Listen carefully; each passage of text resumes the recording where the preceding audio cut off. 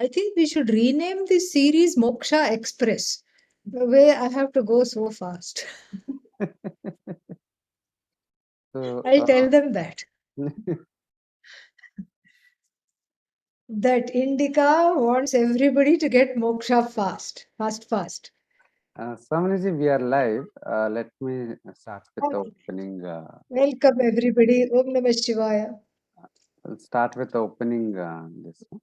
Yeah, please go ahead.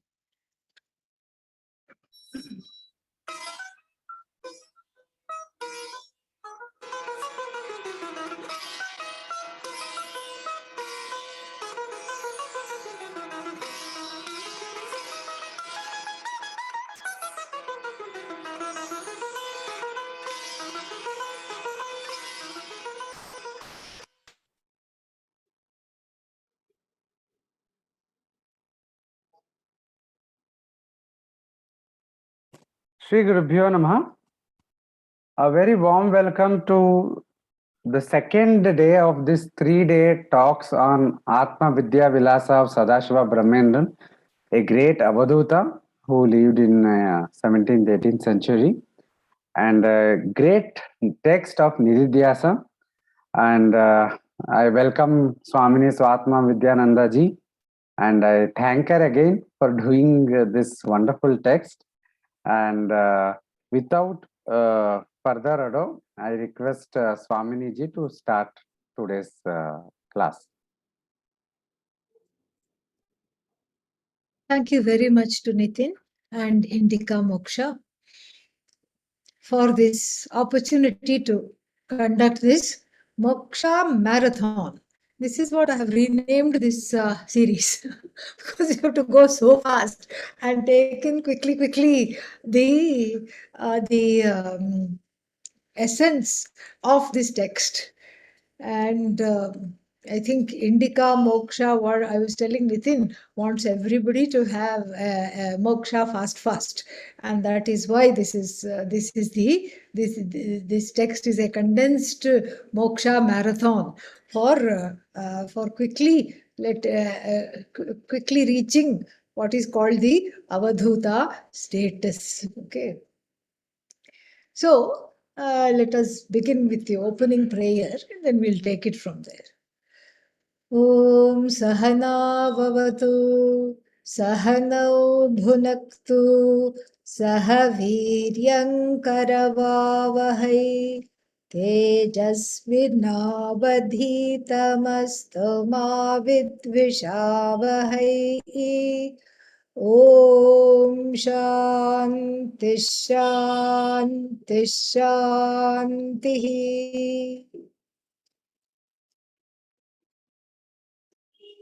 We saw earlier in the earlier class, in the earlier session, we saw a couple of things. What did we see? We saw we saw two big themes. How the guru is very important in the pursuit of this knowledge. One cannot become a jnani or an avadhuta, for that matter, without studying with the guru. And the reason for this is that the problem is with self ignorance, and the antidote to self ignorance is what? Self knowledge. So it is not a matter of doing, it's a matter of being, it's a matter of discovering who one is. And for that discovery to happen, one cannot do it on one's own because there is kartra karma virodha, a subject object contradiction. So the subject, who is the one who is the knower? The subject. I'm the knower. I want to know. What do you want to know? You. So how can you be subject and object at the same time? And especially a subject that can never, ever, ever be objectified. And so, therefore, this is the problem with the trying to understand this by oneself. One gets in one way, it is just not possible. And also, the other reason why it is not possible to know oneself by oneself is because the eye is not an object. It doesn't have name. Oh, but I do have a name. That is the name given to this Karya Karana Sanghata, this body mind sense complex. And oh, but what about Brahman? Brahman is the word Brahman is indicates you. What about Atma? Isn't my name Atma? Yes, you can say your name is Atma. It's a better understanding than many other things that we know of. But the word Atma again indicates that. Why? Because it cannot be objectified. And so it just indicates that, and that I being already self-effulgent, self-evident. You don't need a means of knowledge to establish this I, but you do need a means of knowledge to know what this is and to understand it as free of all limitations and all guilt, hurt, etc. Excuse me. So then we saw that that is why this entity called Guru is needed. And what does the Guru do? The Guru does not, drill a hole in the head and pour the knowledge in. No. The Guru simply removes self ignorance and then underscores what is already there. One is already free, one is not a samsari, one is not subject to papa punya, one is already what one wants to be, free of sorrow, fear, limitations. So what the Guru does, we this is just a summation of yesterday. So what of the previous class. So what the Guru does is remove the ignorance that is, as it were, superimposed upon this I, like even cataracts in front of the eye, EYE. So just when the cataracts are removed, the world is suddenly much more bright, beautiful, and colorful. Similarly, when the cataracts of duality, misinterpretation of the I, misapprehension of who one is, when that is removed, then there is just glory, and the glory of oneself shines.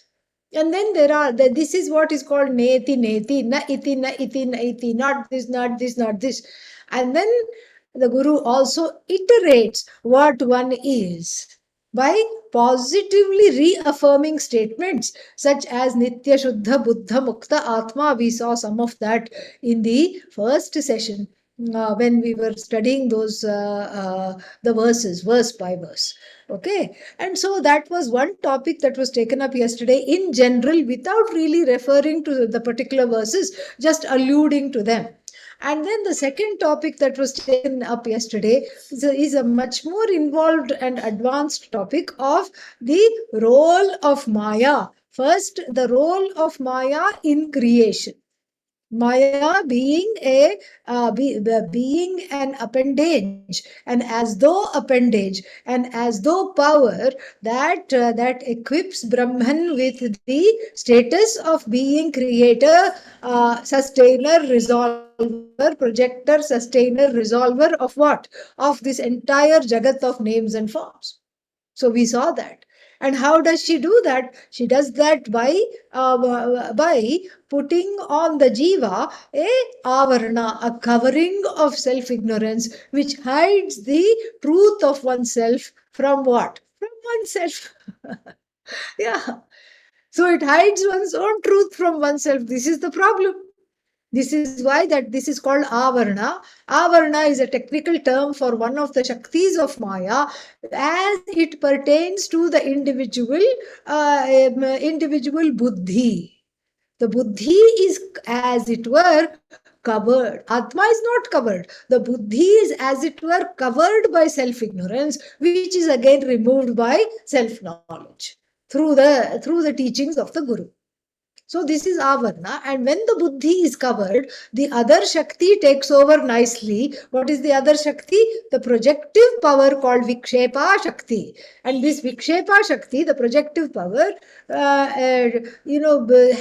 makes us see the world as nana. Nana doesn't mean maternal grandfather here. Nana means many. Okay. Yeah. So, many, many. So that which is one appears and obtains as though it is many. This is the handiwork of this as though power called Maya. Maya is not a parallel reality to Brahman. Maya is an as though power, non-separate from Brahman, but Brahman is not Maya.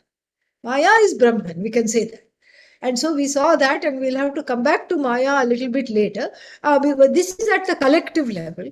At the individual level, Maya messes up the head. How? by by giving one a series of complexes. I am not good enough. This one is the problem. That one is the problem. I don't love myself. I don't like this. I don't want this. Nobody loves me. Nobody wants me. A whole litany of all kinds of complexes. This is what Maya does. And so at the individual level, there is also as a result of this, there is a projection. As a result of this means this ajnanam. And what is the cause of this ajnanam? Maya Shakti. So because of this ajnanam, I have my own, the I means the jiva. The jiva has its own projective power. Oh, this one is an idiot. I don't like that one. The world is full of pain, sorrow. And these are all assumptions. And sometimes they become the ingredients of a new religion. I am helpless. I am patita. Patita means I have fallen. And then so what if you have fallen? I need a messiah to pick me up. Save me. Help me. And then very conveniently say, this is a nice opportunity for some charismatic individual and narcissistic and charismatic to appoint themselves as the savior and say, Aja, I will save you. I am your savior. Said who? I myself said that. And we find all these people going after one person, self-styled god men. The world is rife with that. And then those people, it's like the blind leading the blind, and then they can go, they will tell you, they will themselves fall in a ditch, and everybody, all the followers also fall in the ditch. And then what? And then in some cases it has happened in the United States. They will say, okay, you know what, doomsday is coming. And why doomsday means when everything annihilates, apocalypse is coming. Okay, so what should I do? Why should we wait till then? Let us kill ourselves off right now. And then everybody takes a cyanide laced orange juice, and then the whole congregation dies. Suicide, mass suicide. It has happened. This is all because of this, the vulnerabilities of the individual are mined by unscrupulous people who parade as people, religious leaders, or people who are starting a new religion, whatever it may be. So this is not so but this is subjectivity. That I am fallen, that I need to be saved is subjectivity. My guru was asked one time. This was, in New York. There was a Millennium Conference, United Nations Millennium Conference of Religious Leaders in the year 2000. And that time, he had finished his talk. He was leaving to the hall to go for his lunch, and then somebody thrust a microphone and said, Swamiji, Swami, please, what is your message for the new millennium? And he said, oh God, please save me from all saviors. This was his message. Fabulous, isn't it? So this we have to see that this is one's own subjectivity. This is how the effects, the karya, the effects of Maya grip the person on the individual level, thinking I'm vulnerable, thinking I'm helpless, feeble, and I need help. Yeah, of course, everybody needs help. But this does not mean you go and ask for help where? In some dangerous situation, you go and ask for help. That is not the idea. But yet, this is how the people think these feelings to be real, rather than a projection. Then this is projections about oneself. Then there are projections about other people, about the universe, about God. All those things have to be the spoof has to be called. They cannot be ratified, and you cannot keep saying that I'm going to live under these projections. Not possible, not desirable. And so, at the individual level, one's own projection becomes one's own vikshepa. The Maya Shakti causes the individual to have vikshepa. And then what else? And then there is the avarana is also there. What is the avarana at the individual level? I am, my own childhood is covered from me. This is called the unconscious mind. My own childhood and the pains and hurts of the childhood. The unconscious, I don't know. That's why it's called unconscious. Suddenly I'm ticked off. Somebody does something, somebody says something, and I get angry. I yell at the person. And the person is puzzled. What happened? Where did this come from? How did you do this? What went wrong? Oh, I'm so sorry. I don't know why I screamed. Later on, one apologizes, but in the moment, one is in the spell of the unconscious mind, and that unconscious mind is what? Is nothing other than this Maya Shakti, the karya of Atma Ajnana.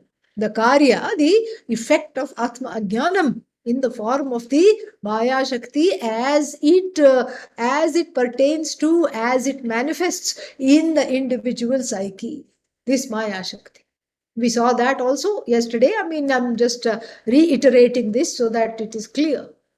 So then, at the collective level, we have Vikshepa, projection, which is all the names and forms in the universe. We have Avarna, that which covers the individual from the truth of oneself. At the individual level, also Maya causes Vikshepa, subjective projections of the mind that is mired in ignorance and strong preferences and prejudices called Raga and Dvesha.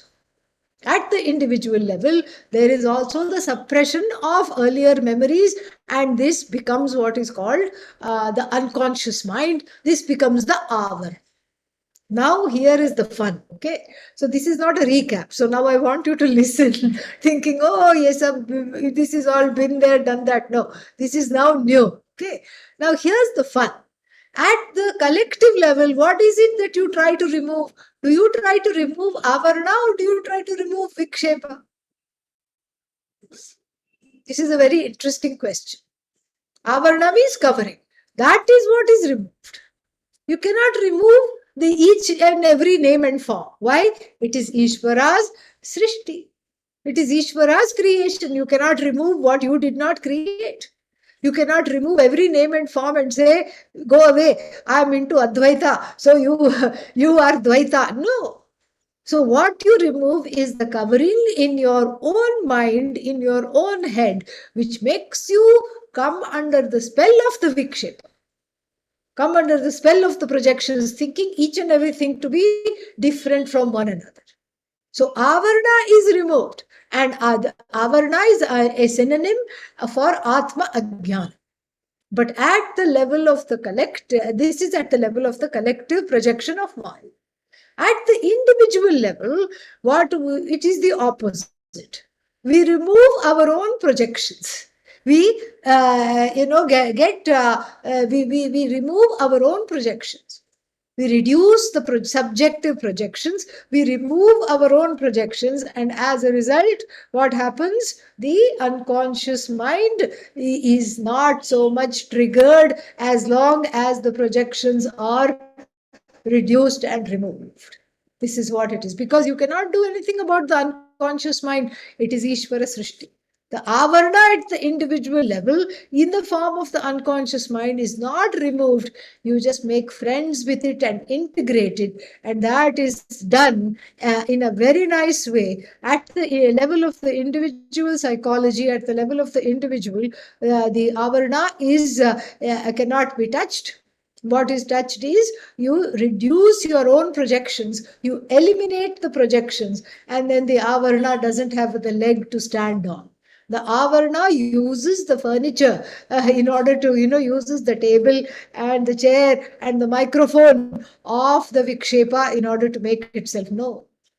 So you cut that connection, and that is what it is. So now, having said this much, now we need to go back to the verses, and I will share the text again. Where did it go? It is somewhere here. Hold on. Let me share the text. Then we can enjoy the text together, because there are certain verses which I can summarize, but really they need to be read properly. Okay, because the metaphors are very, very beautiful, and I would like to for you to have a the enjoyment of that. I'd like you to do that.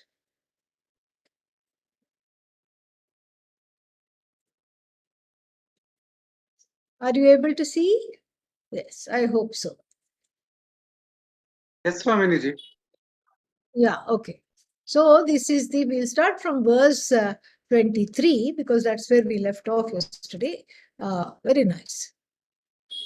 Chapalam manakurangam charu grihitva vimarshavaguraya nigamaranya vihara shantashyete svadhamnikopyekah. Chapalam, very nice metaphor. So, kuranga, deer. Manakuranga. Manakuranga means the deer which is in the form of the mind. The mind deer. What is it? Chapalam, restless. Keeps going, but it is beautiful. Beautiful it is. Charu, it is beautiful, but then it is, that charu word can go both ways. So, the beautiful deer called the mind, but which is also restless. And if you watch the deer, it can never stand still. It just runs here, there. That's why if you have a icon, a statue of Lord Shiva, he will be holding the deer in his hand like this. He will be holding the deer.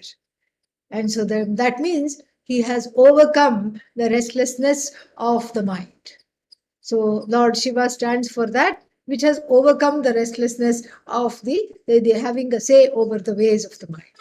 So then, charu grihitva means happily trapped it, trapping it happily grihitva. How? In the vagura means net. In the vagura of vimarsha, discrimination. Having trapped the fickle mind deer if the fickle deer in the form of the mind in the net of the discriminative intellect, then what? Nigamaranya vihara vishrantah vihara shrantah shete swadhamni kopyekah. We'll see the second line a little later. This itself is quite a lot to unpack. So here the difference is made between the mind and the intellect. In the in the Sanskrit language and in the tradition, there is a difference between the mind and the intellect. What is the mind? The mind is that for which you say, never mind. You cannot say anything about the mind. It is totally going all over the place. It is like a manduka, a what is that called?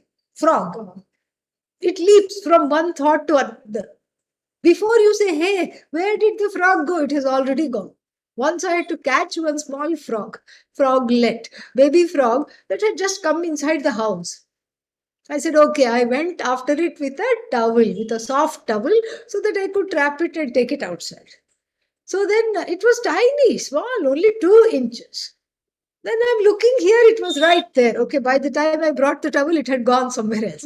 Then I looked and I said, oh, now it is somehow climbing the wall. It is there. Okay, now I got it. So then I slowly went and I was trying to trap it, but it saw me from the corner of its eye and then it jumped somewhere else. And it took almost 1 hour to be able to catch it because it was so quick, and not only so quick but so unpredictable, this little blessed frog. And it gave me the run, and it must have also been very hungry after that. I hope it found some nice flies. That's my wish for it. So it was very quick, and it was unpredictable. You could not predict from here which direction it was going to jump, whether this side or that side, or straight ahead or behind, or cardinal directions, non-cardinal directions. You had to be kind of prepared. Then finally I caught it by making it come into the middle of the room, so that there was just empty space, and wherever it went, it could not just hide somewhere. And then finally I was able to trap it in the little cloth, and then take it outside. And so this is the mind. A very nice analogy. But here the mind is not the frog, the mind is a deer. Same thing. Even a baby fawn, which has become, somehow lost from the mother. People have shown this in what is that, National Geographic and all. We see this. The baby fawn separated from the mother, or the mother has been hunted and killed, and so the SPCA wants to come and take care of this fawn and then rehabilitate it and then leave it back into the forest. Right now it needs milk, it needs care, it's somebody can shoot it, or somebody can eat it, some animal can eat it. So then they want to take care of it, but it just runs around and jumps around like a mad little thing. It's amazing how much energy those legs have. And they have no fat, only bones. Skin and bone. It is so lithe. And I saw this video once, and this fawn just made them run around, made them tired. And so that is how the mind is. The mind means that shallow aspect of the thinking faculty, which is called sankalpa vikalpatmakam. Now I have this thought. No, that doesn't feel right. Now I have that thought. No, this is not right. Now I have another thought. No, that's not okay. I'll do this. I think I'll do that. This is what is called manakuranga, the mind which is taken over by this deer. Cute, but then terribly annoying. Doesn't go where you want it to, goes somewhere else and takes you along with it. And so this is the mind. Then there is a deeper faculty of the mind, which is called the mana, which is called the intellect, buddhi, which is capable of vimarsha. Vimarsha means logic, reason, discrimination, discriminating between what I want, what I don't want, etc. That is what the job of the intellect is. Now, if I were to let the mind run and go after it, then what happens? I am hijacked by the mind. But here, and that's what one does most of the time. But here, in order to become an avadhuta, in order to enjoy what Sadashiva Brahmendra enjoys, one has to do something else. What does one have to do? One has to let the intellect, which is the decisive faculty, prevail. A deeper faculty of the inner instrument, a decisive faculty, because underneath the shallow ideas, should I do this, should I do that, should I go here, should I go there, why this, why not this, underneath that is, underneath those currents are the placid waters of the intellect, very sure and very, very evolved, and possessed of an inner wisdom, which is guided by Bhagavan. Oh, the mind is not guided by Bhagavan? No, the mind is guided by you. Yeah. So the mind is guided by the ragadveshas, which is you. Strong preferences and prejudices. So you go deeper, that wisdom is there. What I really want and what I don't want. And that wisdom speaks. This is not a good idea to do this right now, because then I'll have to suffer the consequences of a stomachache or of a lifelong heartache or of any kind of an ache. And so if I eat this cake, I'll have a stomach ache. Okay, see silent. Cake becomes ache. Yeah. So this is what I have to understand. And so, but usually what happens, the person doesn't wait for that understanding, but just goes like the deer frolicking, like the frolicking fawn, goes all over the place and lets the mind run the show, but not the person of knowledge. The person of knowledge traps the fawn very nicely in the net of the logic and the intellect. So the mind is, the fawn is not killed. See, it's cute after all. The fawn is not killed. The fawn is just made to be inactive. The fawn is inactivated and suspended from interfering along with the thinking process, along with the planning process, along with making one's mind, making the intellect stable, and then going with one's ambitions and ideas, even with the pursuit of the knowledge. If you let the mind run, then there will be no knowledge pursuit, because the mind suddenly looks at something and wants that. 5 minutes ago, it wanted what? The knowledge. And then now, 5 minutes later, it wants something else. And so, therefore, the mind is overpowered by the intellect, not the other way around. So, that is the first line. Second line, Nigamaranya Vihara Vishrantah. Shrantah means tired, exhausted. Exhausted by roaming in the forest of the Vedas. Nigama Veda, forest of the Vedas. Oh, but the Vedas are wonderful. Why is the Jnani tired of roaming in the forest of the Vedas? The forest of the Vedas here is the first portion of the Veda, which is Karma Kanda. And what is important to know about the Karma Kanda? It's a treatise of wish fulfillment. Oh, you want money? Do Chandi Homa. And huge lot of expenses, lot of things, and lot of people come, and then you feed them, and then after that they go, and then somehow Bhagavan sends you lots of money. That is what is called Shri Sukta Homa, Chandi Homa. Oh, I want obstacles gone from my life. Do Navagraha Homa. Like this, all these things are there. And the Avadhuta, the Jnani, the one of self-knowledge, is tired of this kind of wish fulfillment. He's not interested in that.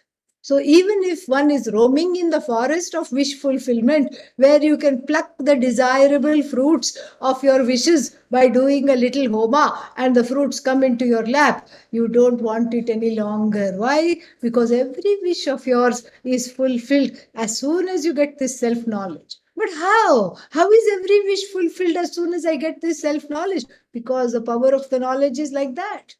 Because the Atma Ajnanam is so rampant. The self-ignorance makes you feel like you're lacking things. You're lacking things. You don't have enough. You are not enough. And you will never be enough. This is the problem. And so, therefore, what do? You overcome that.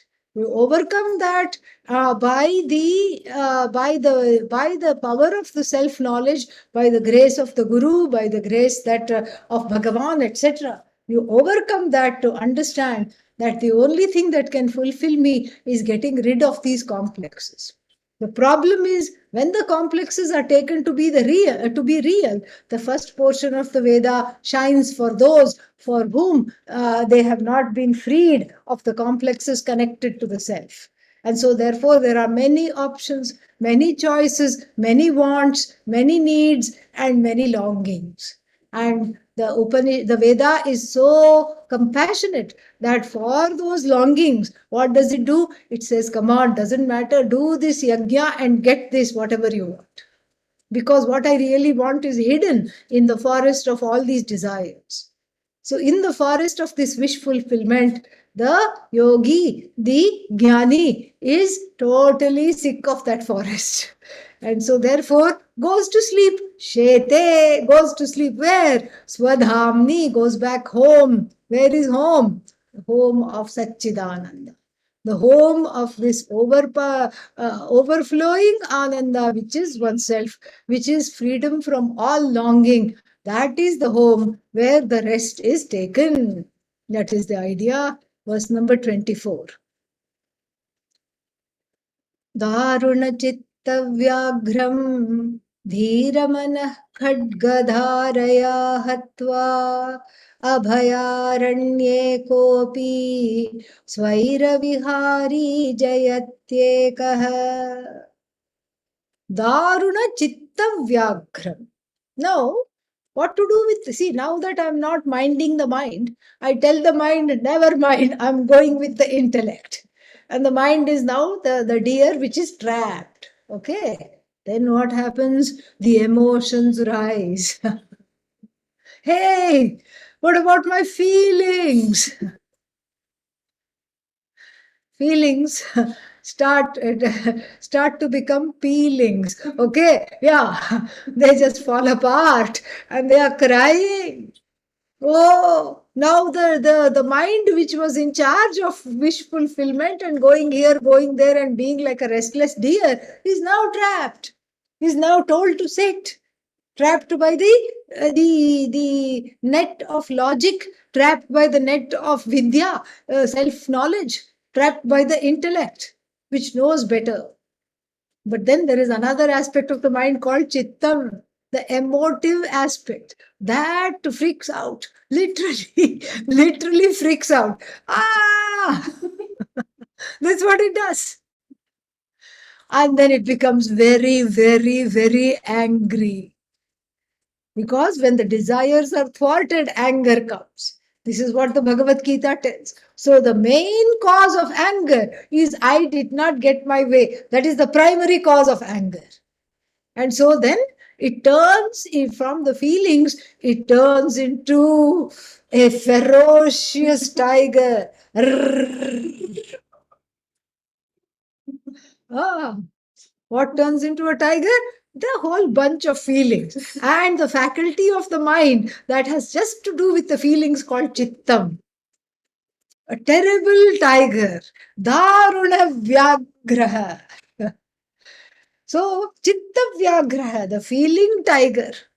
Feeling tiger becomes very angry and threatens to spoil, sabotage the person's what is that, the person's pursuit of the self knowledge, threatens to sabotage it completely. Dharma chitta vyagram.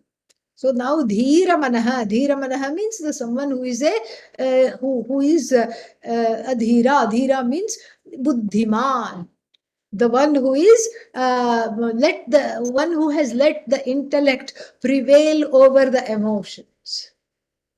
So this is disturbing. Okay, disturbing means this now gets violent. So khadgadharaya hatva, having vanquished, killed off the tiger, slayed the tiger. How did the person slay the feeling tiger? The feeling tiger is slayed by the thinking sword. Yeah. The sword of knowledge, the sword of discrimination, which is sharp, sharpened by the Guru, sharpened by the Upanishad stone. The Upanishad stone sharpens the sword of the intellect, which is used to kill off these feelings. Oh, but the psychology says the feelings are important and we have to talk about our feelings. Okay, talk about them. This is after talking about them, okay? That's why I told you it's an advanced text. If you want to keep talking about them, talk about them. Make some more friends. That's all. Make some more friends, talk about them, share, have a support group, and then you bring the dish of despair, and somebody else brings the dessert of hopelessness. Have a potluck, okay? Yeah, talk about them till the cows come home. Nobody is saying no. But after talking about them, you can't talk about them your whole life. This is madness. It's a waste of a life. And talking about them does not reverse them. It only rehearses the feelings and it only keeps them going. At some point, you have to reverse the feelings, You can't just keep rehearsing the distress. And so this is what psychology also says. If you go to the therapist and keep crying for 1 year about the same thing, they will also say time to do some work on this. In the beginning, they'll let you cry. They'll say, yeah, you've had such a hard life. It is very sad. Yes. Oh, mother was like this. Oh, so sad. Father was like this. Oh, yes, I understand. They will be very sympathetic in the beginning. But after a while, they will say, what are you going to do about this? Just by talking, some relief is there. Yes, agreed. But one has to do the inner work, and that is slaying not the feelings, slaying the power the feelings have to overpower you. Who are you? You are a person who is we forget Atma and Paramatma here. No, you are a person, a conscious being enshrined in a body mind sense complex that has a swadharma. You have a purpose in this life. You have come here with certain roles, certain things to achieve, certain things to attain. And if you keep crying all day long, who is going to pay the bills? Sit and cry, and then you have one more thing to cry over because I can't pay the bills. One more cry comes. And so therefore, this advice is given here that the power, the Vyagra is not one sorrow or one thing. The Vyagra is the collective embodiment of the feelings overpowering the intellect. And that has to be slayed whenever it attacks. You can't, whenever one is attacked by the feelings, sometimes you can let the feelings out. It is safe. You are in your house, you can sit and cry to your heart's content, nobody minds, it's okay. But then, if you are in an important meeting and the feelings are disturbed and then you get angry, the feeling tiger comes out. You have to slay it then and there. Why? Because it's a job interview. Not even the first day of work. This is the job interview. And here you scream at the interviewers, the prospective, the future bosses who are sitting there. The director of the company, the CEO, everybody is there. And then you say, what do you mean you can't ask me all these questions? This is not fair. I know you read my resume. I know I've already sent this. What do you keep on asking like this? If you say like that, they will say, thank you very much. Don't call us, we'll call you. Bye. That's what they'll say. So the feeling tiger cannot come out whenever, that is the unconscious mind. You have to train it to not come out whenever it is not invited. In psychology or whatever, in a psychotherapeutic situation, you invite the feeling tiger and then you have the therapist, you hide behind the therapist and let the therapist, tackle the feeling tiger. So you with the help of the therapist, you face the tiger. But here, the tiger is coming at a very inopportune moment. And so what does the jnani do? The jnani is able to kill off the tiger, which is in the form of the wrong feelings at the wrong, pouncing at the wrong time. And then, Hatva, having killed it off, what does the person do? Abhayaranye kopi, some person, Swaira Vihari Jayatyekaha. So Swaira Vihari means the one who is who has no rules, who is just roaming around freely. Can you roam around the forest freely? No, because there's always fear of wild cats, tigers, lions, hyenas.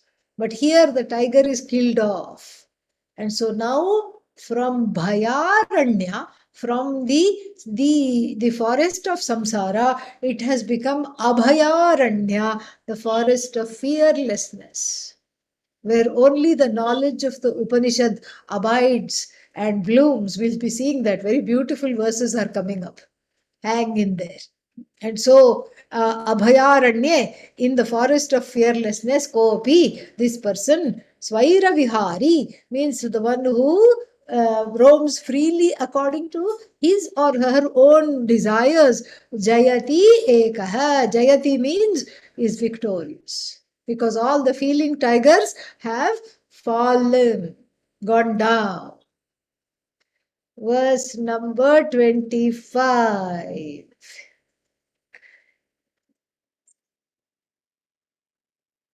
Then this addresses. So now the Jnani, having done all this inner work of slaying the feelings tiger, not letting the feelings overpower the knowledge, and then doing all this kind of work about gaining the knowledge of the Upanishads, etc. What does the person do? How is the person there? And this 25th this mantra, a verse, is going to answer that question. Sajjana hridaya saroja unmilana karadhikara prasaraha eko yati varapusha nirdoshashcharati chidgagane. चिद्गगने चरति यतिवर यतिवर एकः यतिवर पूषा पूषन् पूषा like atma nakaranta. Pusha means sun. What kind of sun? Yativara pusha. Yativara means the best of the yatis, the best of the sages, the greatest of the sages. So the sun-like sage. How many suns are there? One, at least on this planet, okay? At least in this solar system. In some certain other solar systems, according to Hubble, the one telescope, and its dada, its grandfather, which is what is called James Webb telescope, which sees so many things which we did not even know were there. So those telescopes, what do they say? They say that there are solar systems with two suns. One planet revolves around two suns. So you'll never have night. You'll keep on having day. So, but here we have only one sun. Thank God, because otherwise we'll have to change all our Vedanta poetry because the sun is likened to Atma. It's a very easy thing. Self-effulgent and only one. So it lights up everything and it's only one. But if we had two suns, all the Vedanta poetry would become nirarthaka. So, ekaha yativaraha, ekaha pusha. So, like this one sun, only one sun, and like this single sun, this single person of knowledge, charati. Charati means moves around. How? Nirdoshaha, free of all blemishes. This is not a correct analogy because we know now too much about the sun. Earlier, we just saw the sun, which couldn't even see the sun. It was really bright. And it was all bright without any kind of a kalanka, without any kind of spots. But now we know better. We know that the sun has some spots and it's burning itself out.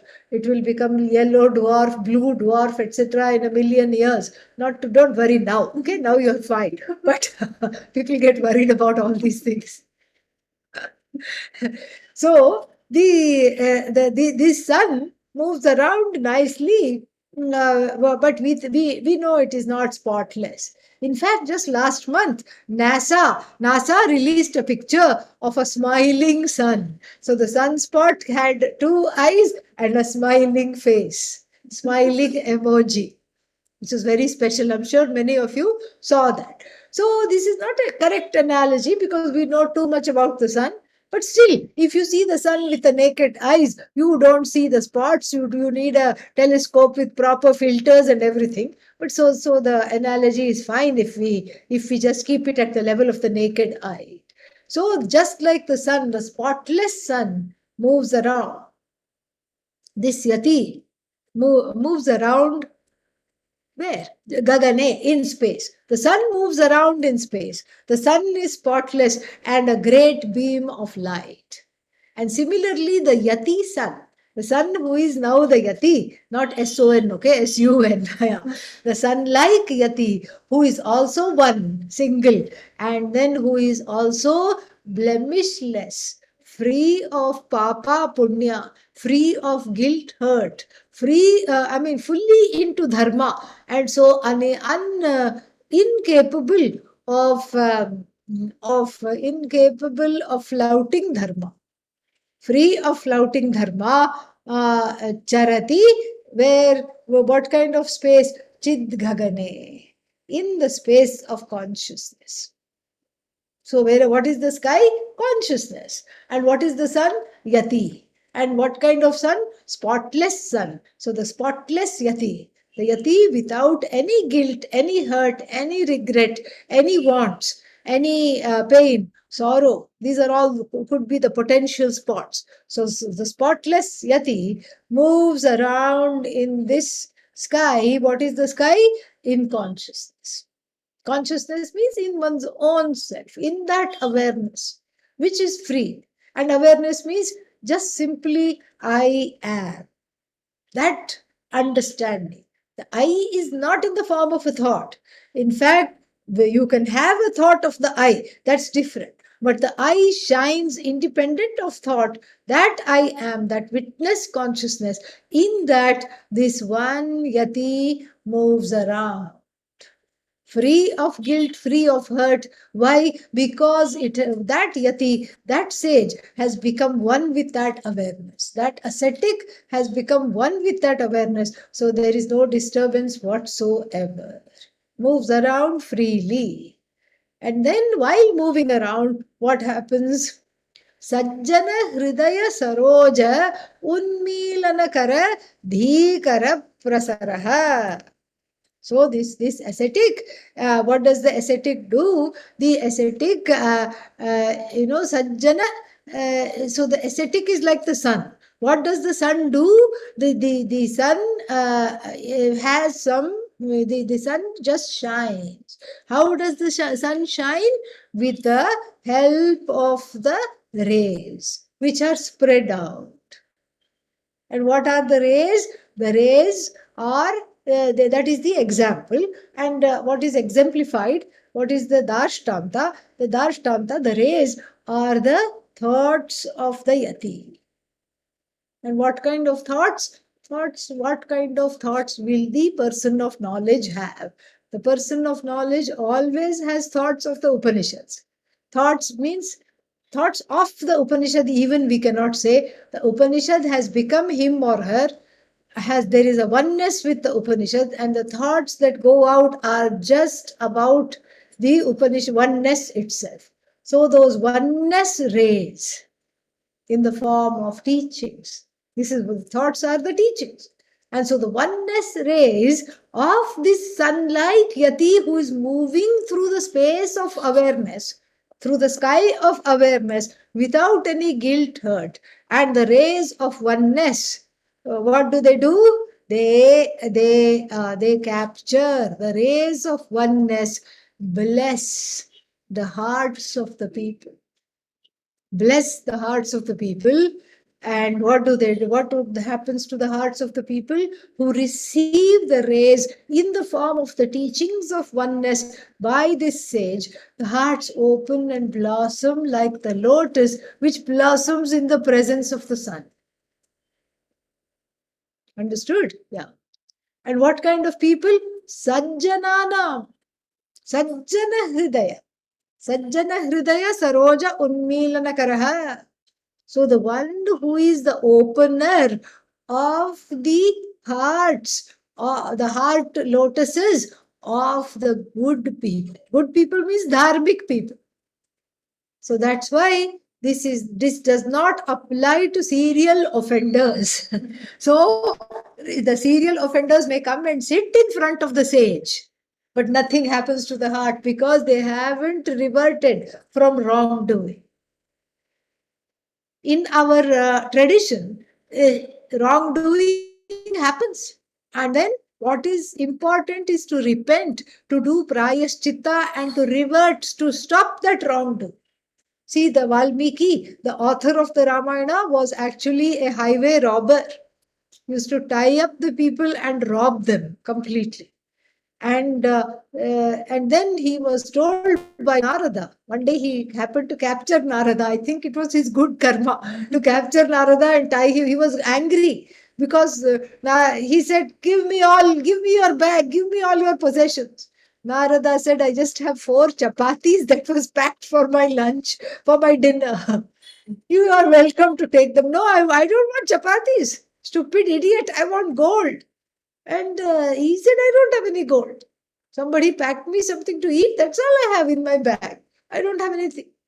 He got angry and tied him up because Narada tried to give him advice and say, you're catching a lot of papa. You're catching all kinds of wrongdoing. I think you need to revert from these ways. You need to turn back. Who are you to tell me? If I'm catching wrong karma, I'm sharing it with my family. Okay, go ask your family, will anybody share your bad karma? I'll wait here. So he ties Narada up to a tree. And then what does he do? He says, okay, I'll go and come back. And then none of his family, his mother and father say that we are already old, we don't have any place to go, we are just sitting here.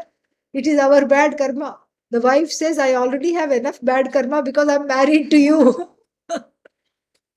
and and I was fooled in the marriage. Nobody knew this is what you're doing for a living. And the children, being typical teenagers, said, Dad, just deal with your own karma. I don't want to take your karma. I never asked to be even born.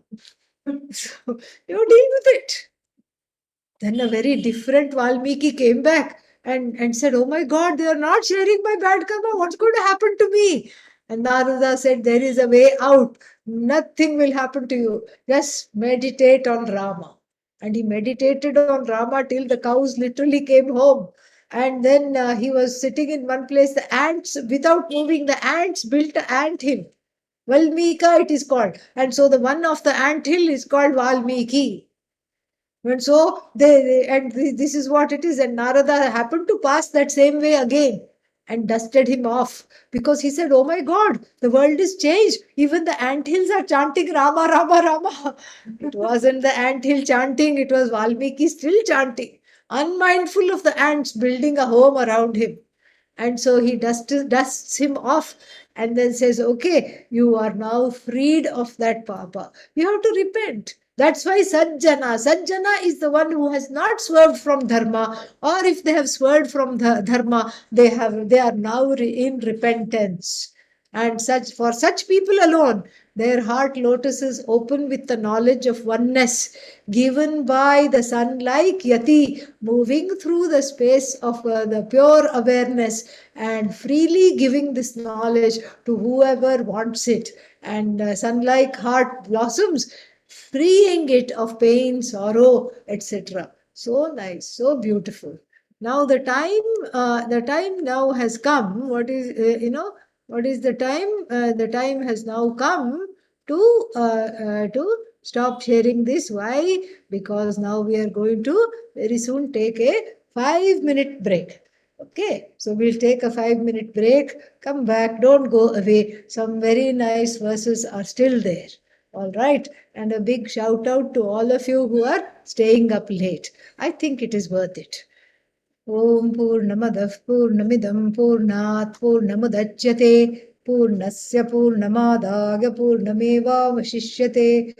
Om Shanti Shanti Shanti. Harihi Om Shri Gurubhyo Namaha. Harihi Om. We'll be back.